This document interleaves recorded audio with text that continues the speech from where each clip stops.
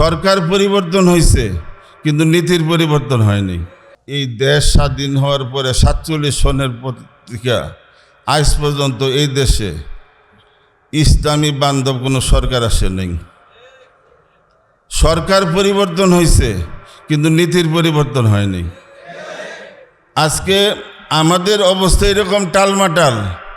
আজকে আমাদের অধিকাংশ সন্তানরা যেখানে স্কুলে পড়ে, প্রাইমারিতে পড়ে, সেই স্কুলে প্রাইমারিতে সেইখানে আপনার ধর্মীয় শিক্ষার জন্য, ইসলামী শিক্ষার জন্য সেখানে ইসলামী শিক্ষার সেখানে কোনো বাধ্যতামূলক নাই এবং ইসলামী শিক্ষার জন্য আলাদাভাবে কোনো শিক্ষক নাই।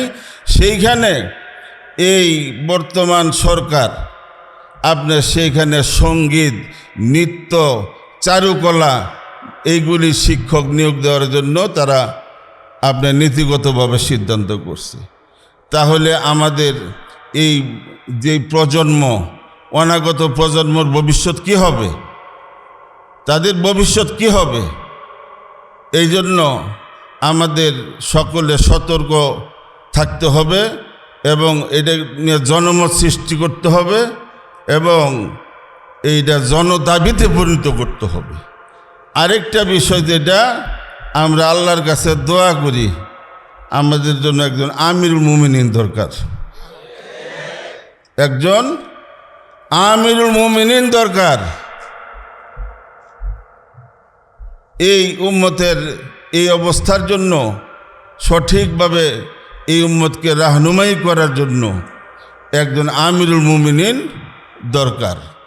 এই জন্য আমি বলবো যে আমরা নিজেরা, এইটাই সবচেয়ে বড় পাশ্চাত্যদের বড় তাদের কৌশল, এটা ডিভাইড অ্যান্ড রুল। আজকে আমাদের মধ্যে যেরকমভাবে কাদা ছুড়াছুরি, অপবাদ, এই কাজটা যদি আমরা করি তাইলে সে আমাদের দুশ্মনরা যে কাজটা করলো সেই কাজটাকে আমরা আরও বেগবান করে দিলাম।